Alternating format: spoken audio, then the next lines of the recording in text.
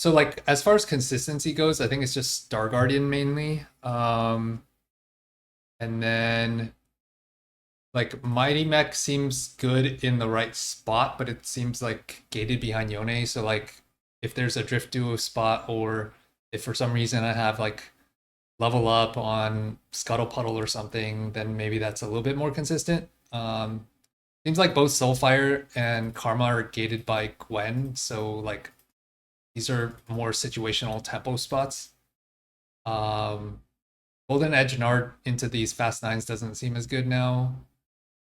And then Yumi seems like pretty solid to like for AVP purposes, but like hard to win out. So uh I feel like it's like a decent default if it's uncontested, just to get like your fourth or third. And then I feel like the rest of the reroll lines are like kind of mid. Although I also want to ask you about the veteran Janna line that seems to be getting more popular. And then Kale seems to be like decent in the right spot. I feel like those are the main ones. And then hero augments, Shen, Nico, Vi look good in the stats. Mundo and Garen okay. And then um I think protagonist still seems clickable, but the stats for Zach look horrible, and then even for Kennen it doesn't look great. And then these are like kind of a bunch of conditional artifact stuff. And then I pulled up the veteran four mentor stats here. Like Jenna and Zaya looked, and Kat all look kind of decent. But it seems like Jenna has the best odds. Um, yeah, that's kind of my read. I feel like mostly I've just been playing a lot of Star Guardian. Yeah, I say like the main thing that really jumps out when like looking at this is that you don't have Kog'Maw. Um, I'm Yes. pretty sure Kog'Maw is unconditional S tier, Oh, okay. or he's probably like the best. He's definitely the best like reroll comp in the game. And it's just like Kog'Maw, and you prefer to play Swain as your front line. So Bastion frontline, Wayne three main tank. Yeah, and then like the two basically like after the monster trend changes, you really want to toggle. Obviously, like that's the main reason why Kog'Maw is still very good because like you can't you're effectively you're just getting better odds to roll for three costs than you normally would. Yeah. And Kog'Maw has like a 90% three-star rate or something.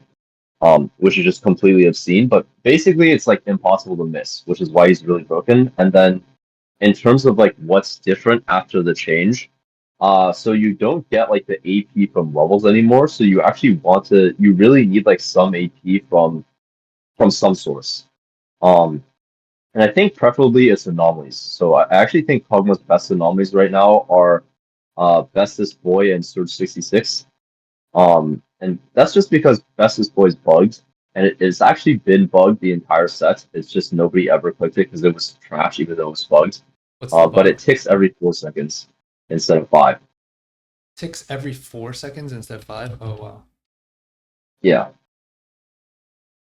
Okay. And then in the non artifact build, it's Shojin, Rageblade, Arc. yeah. It kind of depends on your build, but it's like Shojin is super required, and then the other items kind of just depend. Uh, so like Shojin Rage Blade +1 is fine, and then well, I think GS is probably better if you have one of the AP, one of like the AP anomalies, just because generally speaking, Arc is not like an amazing item after the nerfs. Right.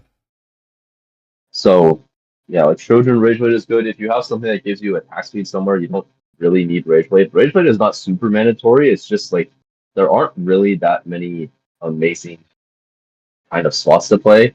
And then the other weird thing is like when you look at Kog'Maw stats, it's really hard to kind of figure out what's actually good because all of the normal items are just going to be plus delta by the side effect of the artifacts being so good, right? Um, oh, I didn't even know you can filter out artifacts on Meta TFT. Yeah. Like according to this, yeah, Shojin, Rageblade, and then Oh wow, Crown of Demacia. I Yeah, guess I that's a mean, small Crown is sample. basically just a better raid. No, I mean it's definitely really good. It's like it's just Archangel plus. Um, Hmm. so essentially it's just like instead of a rating Archangel, it's probably like a 1.4x Archangel. Um, so yeah, I mean it's effectively the same item, it's just better. Okay. But like you heavily prefer to play Bastions. And then I think you're kind of allowed to just play whatever Frontline you hit. If Hmm. for some reason you're contested bastions, like you can play protectors. The problem with protectors is you're gated by Cassante 2 or Nico 3, both of which are probably virtually impossible to hit in this meta, just because the meta is very heavily stone history. And then everything else looks pretty okay. I'm honestly not that confident about how that I know how good veteran Janna is. Yeah. I have seen like guides and I have seen people play to okay success. I'm not confident enough to say it's actually like a good comp. I would assume like I've seen enough. So normally like the way I actually parse this sort of information, because there's a lot of people who will just make like guides, who make Twitter posts, whatever, is based on like the people who send it, right? So I would again, I do not know how good it is, but I would say it's probably decent just because I saw Solo made a guide on it, and Yeah. usually like Solo's credibility is very tied, or like his brand is very tied to like how accurate his information is and like how credible he is, right? And because of that, I think it's pretty unlikely that he releases a guide for a comp that's just bad, right? Right. It's not like a lot of these other TFT accounts where um they're kind of just trying to get clicks, right? Because he needs like his credibility as his brand. So therefore, I would assume Veteran Janet is probably a comp that's playable. Um, and then like he said, Shojin Rageblade is this, which or I think he said mana plus 2 damage, which is like Shojin or Rageblade. Um, but I mean, I have not played a game of this comp. I don't think anyone I study with has played a game of this comp either, so I can't really say. Okay. But yeah, I think the rest of the things kind of falls into place where it's just like mech is really good, but obviously the problem with it is you need a Yone, so it's very conditional. It I would also say Star Guardians are similarly conditional, even with like the Jinx bug, where it's just conditional in the way of like if you miss your fruits, the comp is significantly worse. Hmm. Um, like, if you're sitting there with if you're sitting there with Shojin and like the best in slot Poppy best defense build, and you hit Gather Force best defense, like the comp probably averages like a 2.5. It's just if you make Shojin and you make like the best defense poppy items and then you miss, you're kind of in the spot where like your items are not good. Like you don't I mean even with the bug, I think you still don't really want Shojin with without gather, and then you definitely do not want like the best defense items without best defense. Right. Yeah, but I think this tier list looks relatively close. The main thing really was just like I was very surprised not to see Cog. Okay. So then Hog, especially with a Shojin slam, can be like kind of a backup out if Star Guardians is like heavily contested and you have a Shojin slam. Since you're playing around Yeah, like Nico mid game anyway. Or yeah. I Like you play guess around Nico mid game. yeah. The thing about like backup is it doesn't functionally play out that way, right? Because um like you would just be committing to COG before you can kind of commit to Star Guardians because like if you're trying to play Star Guardians, there's no like the time you would ideally right the way you would have a backup is like oh I missed best defense I missed gather force so I want to pivot into something else, which like when you would never be able to pivot into COG from that spot because you would be level 8 without the gold state COG 3. Um, Yeah. I guess when I mean backup, it's more so if you're contested like 3 or 4 ways and you have less of a good spot, like less gold than someone else has econ, or maybe they hit like a multiple people hit a Jinx or Poppy on stage 3, something like that. yeah, that makes sense.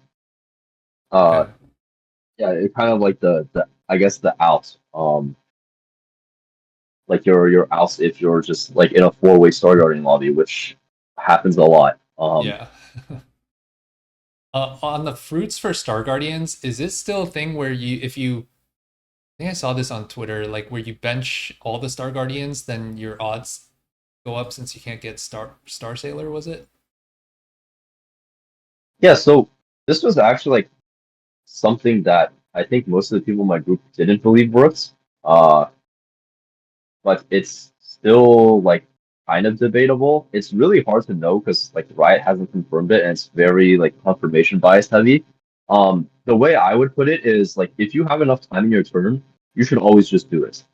Uh, because like you have no, there's no loss if you do it and it doesn't work, right? Assuming you have enough time to complete your turns, I just wouldn't do it on like a 4-2 turn if you're rolling online. For example, because you're not going to finish your roll down if you have to bench all of your units and put them all back on your board. Right. Okay. But in terms of like buys, the way I would try to use this is if you are doing the roll down, ideally you would just root your jinx on like your bench when you're like before you transition, if that kind of makes sense. Assuming you're not transitioning from a story guarding board is like the main use case I could see for it. Like if you were playing around like Shojin Ezreal from like a 5 academy board in the mid game, Hmm. and then you either have a Jinx or you have a Poppy or you find one on the roll down, like I would just root my unit on the bench when I don't have Sword Guardian in. I wouldn't try and take out my whole Sword Guardian board and put it back in just because like I think the EV that you lose from potentially like losing around on 4-2 because you messed up your transition is just way higher than like the EV you're gonna gain from filtering out Star Sailor. Okay, that makes sense. Do you remember off the top of your head if that does work, what the percent diff is? It's like only like 1 or 2%, right? It probably depends on the units.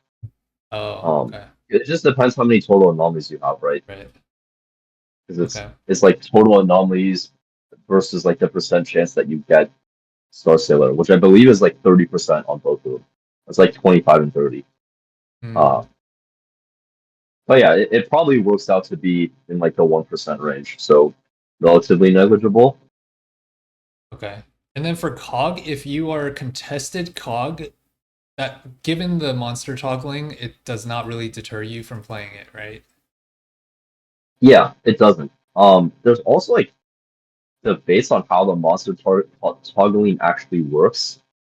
Um, I I'm pretty sure it's the way that like Soju described on stream after like one of the tournament days. Hmm. Uh, which I don't know if you've seen that or not, but Yeah, you could just basically, switch to whichever monster like if multiple people are switching to like um Smolder, then you could just switch to Rames.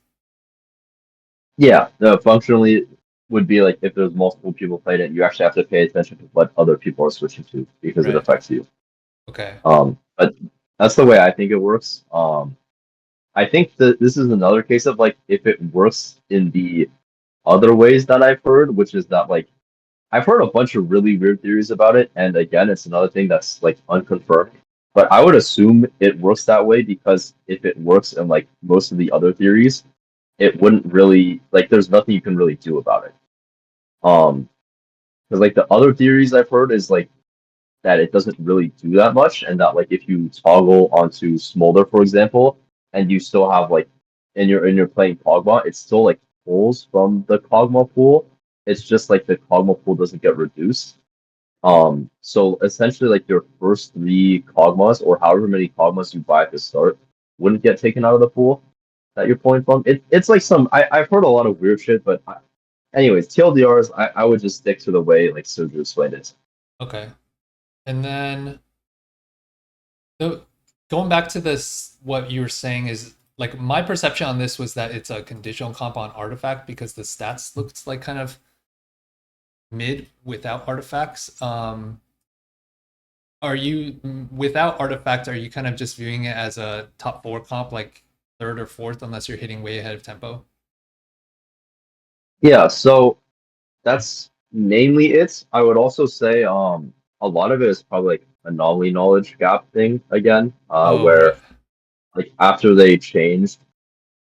like because they changed the way the monster trainers work a lot, and so like the anomalies mathematically are not really the same because you used to get like 40 or 50 AP for free, right? Like reasonably late in the game, like 30 to 50 AP for free. Hmm. And so like you could take stuff like Caretaker scales off AP, for example, right? So like now that you have zero flat AP, Caretaker is going to be terrible if you're building like Shojin Rageblade, or like Shojin, even Shojin Rageblade Archangel is going to be worse. Um, I don't think Fairy Tail scales with AP actually, but Oh, I think Caretaker does. It's just like your unit will do a lot less damage if you don't have AP from some source, right? Um, Obviously it's really hard to like filter and get a good idea of how strong something actually is in the stats, like when you assume anomalies, because there's no real way to do it. Um, but like Kog'Maw does feel like it's good. Um, if you have the and that choice and that's of kind of both like the Bestest Boy and Surge 66, which one do you prefer? Bestest Boy? uh I think you prefer Bestis, but I think it depends on your build, right? Like Surge gets worse the more attack speed you have, and then Surge gets better because like one is 80, one is raw AP and one is AP and attack speed miss, right? So probably better to have whatever you have less of. Okay. Um, and then how reliant on hitting the 3 stars have you found this, or the front line that is? The like Swain 3 versus just like, I guess, especially in the event that you're contested, if someone else is already going Bastion, whether it makes sense to try to go like heavy or I don't know, like assuming you have, let's say you have like a rig shop or something, but so, I mean, I don't know if that's a great example either, but like how important is it to get the 3 star front line, I guess is the main question. Honestly, it's pretty important. Like Kog'Maw is just like a frontline comp. You would rather be like 3 star Swain and 2 star Cog than the other way around. Oh, interesting. Just because like the unit is just infinite scaling in itself, right? Like it has built-in infinity scaling. uh You just need to survive long enough for your Kog'Maw to kind of scale and kill everything. So like the Swain 3 is more important than the Cog 3. It's just like whether you can hit it or not. okay. And then I think you're really not that happy about playing heavies if it comes down to Right. it, because it's kind of the idea that we just discussed that like if your unit has infinite scaling, the heavies are not actually that much front line, right? Unless you hit the poppy. It's more so like because the Darius 3 and the J3 are carries. Hmm. Okay. And so Swain's just way easier to hit than Nico, plus the Bastions are just stronger in general. Yeah, I think even if they're the yeah, even if you could hit both of them at like the same rate, which you can't, I think Swain is stronger than Nico. Okay. Okay, cool. Um, and then in the case that you are contested Kog'Maw and you're contested Bastion, then you probably are just fine with main taking Leona, assuming you can't hit Yeah, Swain. yeah. I would honestly say like Swain 2 and Leona 2 are like very similar in Six Bastion in terms of like how strong they actually are. But yeah, I think Leona 2 is slightly better. Thing is Okay. like Leona's ability kind of has reverse synergy with Bastion, which is a little bit weird. Right. Um, because it's like the armor stealing, right? Right. So it's better with like less vertical Bastion. Yeah, I mean the thing is you still have to play vertical Bastion, but like yeah, like in a vacuum, Leona would prefer to be vertical something else, like vertical Academy or vertical, whatever your backline trade is. Right. Okay. And then how often are you just splashing the monsters now for pure utility value like threats? Pretty much never. I don't like Smolder sometimes. I mean honestly, like you can splash them in like stage three. Like on the final boards though, it's pretty much never. Right. Um, I could maybe see it in like what like say you get to like a stage 6 fight and you just don't have anti, right? That's kind of like the only scenario I could really see it in. Hmm. And then Rammus is just like purely never. Right. Okay. Let me see if I have any other question. Oh, for Star Guardian, at level 8, is this the main board that you're playing? I guess Varus over this? Like, I'm also just generally confused as far as like what I mean, there seems like there's so many permutations and then how to also cap it at level 9. Yeah, so I mean, ideally, like this is assuming no Seraphine, right? Ideally, you have Seraphine and Syndra. So let's say you have both of those. Are you taking out Jin and Cassante for them? Yeah, you're so like the best plus one is Kobuko. I think if I had a Cassante too, I'd probably drop Saya.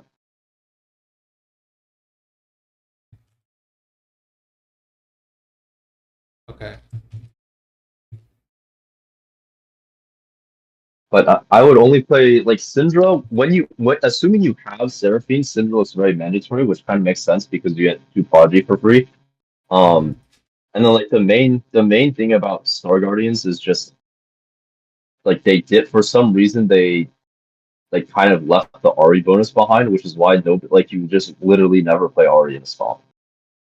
Unless you have like the RE3 or like Ludens.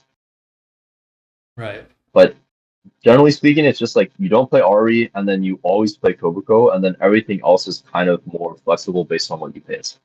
Right. And then you have to determine like, if I hit a random Zyra 2 on the Swordon, right? Like what Star Guardian bonuses are not that useful on my board. I would say generally speaking, Zaya is like the more useless one. If you got like the board where you had like the board you showed with 5-star guardians and you have like a Zyra 2, that would be probably drop Zaya for Zyra 2. Um like the board assuming there's no Seraphine, right? Because this is just the no Seraphine board. And then every Star Guardian board really wants to cap on like Seraphine 2. Um After the Seraphine buff, she's really good. I think with if you have the spat, it's also really good to cap around Braum. I don't think Braum is that good without the spat, but Braum is really just like a matchup dependent unit, right? Hmm. Like there's some matchups where Braum is going to be really high value even without a spat, where you can just have like Edge of Night Braum, or you can splash in Gnar for Luch, and like your Braum will just throw away their soul frontliner, and then like that'll be really useful. And then there's some matchups where they just have 7 frontliners and your Braum is just 9. Um, so it's semi matchup dependent for like which legendaries are good. I think the level 9 cap is usually just 7-star guardians plus Kobuko 2, Cassante 2. Um, and then like if you have extra items, you would ideally like to play Varus 2, Cassante 2. And then in that case, I would probably also drop Saya for Kobuko. Okay. So you're really not playing 8-star Guardian unless you have a spat, or even with a spat, are you not really playing 8? Uh, with this spat, I do like playing 8-star guardian. It also depends on like whether you can actually hit the like whether you think hitting the fizz is a win con, Right. which is pretty item dependent, honestly. Like if you have mana items, a lot of the times with a spat, like it's actually a pretty decent win con. And in the case that you are playing for 8-star guardian, you should try and have like an Ori on your bench, or like have an Ori, because it works on neutrals, or like the mana count works on neutrals, and then on neutrals, ideally you just swap your Jinx with your Ori, like your Jinx 2 with items for your Ori 1, um, to farm more mana on the neutrals. Uh, so even with 8-star Guardian, you're not putting in Ari for like player combat because it's just not as strong. Yeah, it's just weaker than Kobuko. Like when you filter in, like when you end up doing this filter, right, and you kind of filter in like Star Guardian spat, you filter in like level 9, you filter in, basically no matter what you filter, like Ari doesn't look good. Okay. Um like it's really hard to find a filter where Ari looks better than like a Kobuko or a Cassante. Um it's not that hard to find one where she looks better than Cassante, but basically like if you're ever picking between Ari and Kobuko, it's always Right.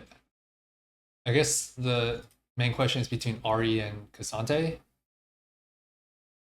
yeah, and I think that one is kind of just like uh I actually do. I don't think this is statistically backed up, but I do actually like Ari. I definitely like Ari more than Cassante 1. And then if I don't have like extra items, or like if I have a Poppy 2, I do think Ari is higher value. But it's a little bit harder to parse that in the stats. Because like the margins are kind of thin. Or like it Ari and Cassante just look close enough where I would assume that's kind of just like a make your own judgment sort of thing. Where it's Right. like, some games it'll be like, oh, I need a Cassante 2 on my board this game. Like, oh, I don't really need a frontline because I have like keepers and then I have a Poppy 2 and I didn't hit best defense, so I'm playing like Tankzilla or standalone or something that makes my Poppy be a lot tankier. Mm-hmm. Okay. So then how often are you playing Varus to cap out? I guess it just depends on your It's pretty items. Yeah, it's pretty much just like an items thing. Like if you have Varus items, Varus 2 is still pretty good. Um But usually you want to yeah, itemize I mean, Seraphine 2 first before Varus 2. yeah, that's kind of where like you probably don't really see that many people playing Varus 2 on their Storm Ring boards because like they buff Seraphine so many times that Seraphine's just a beast now. Um and then like itemization wise on Seraphine, I think you really want like blue buff crits war mogs. I believe it's like I think war mogs is after the like Archangel changes is a lot better than Archangel on Seraphine now. You know if that But little buddy changed that part? yeah, I think they did. Okay. Okay, yeah. The Warmog and either Well, crit is fine, right? IE or GG. yeah, either crit is fine. Obviously, you prefer JG, but you just want her to be able to crit because the Star Guardian bonus is like gives her crit damage and crit chance. So you're kind of double dipping. Can you say Um, that one more time? yeah, so the Seraphine Star Guardian bonus is crit chance and crit damage. So you're essentially double dipping like the stats when you actually allow her spell to crit, right? Because if her spell can't crit, then you won't be able to use like the bonus stats. Ah, I see. Okay. Blue buff and Shojin seem pretty similar. Honestly, they look surprisingly similar to me. I mean, I'm pretty sure blue buff is just more mana and more damage, so I'm kind of surprised that that's similar. I know that like the the logic could be like Shoten gives AD, and so like I mean blue buff also gives AD is the thing. So I'm not really sure why they're that close to the stats. To be completely honest, I do think like specifically looking at stats on Seraphine should just be less accurate than like what the calculator says. Uh-huh. Um, but I mean, it could be. I don't know. There could be some interaction that I'm not thinking of. But I would assume Seraphine's one of the units where you just like have a lot of random items on her, and there's just like a lot of noise in her stats. And I don't really see why like the calculator would be wrong. Like I would assume Prodigy should affect Trojan and Blue relatively similarly, right? If anything, it would just make adaptive look like super best. Yeah. Um, So so like I'm not exactly sure what. even with just two Prodigy, it looks like adaptive stats are better. I mean, I guess it's Yeah, well, I mean, adaptive is definitely good, like really good on Seraphine. The thing to like, kind of worry about is I do think like fully adapted specifically is a lot better than normal adapted. I'm not sure how much of the sample can be attributed to that, right? Because like your fully adapted essentially would just be giving your Seraphine like 10% or 20% more damage than normal adaptive, just because yeah. like you convert the armor and MR into damage. Um, but again, it's really hard to parse like where these adaptive stats are coming from. I would assume adaptive, generally speaking, would be better than Shojin. I would have expected Boost to be better. Um, but statistically, that looks like it's not the case. Okay. Okay, cool.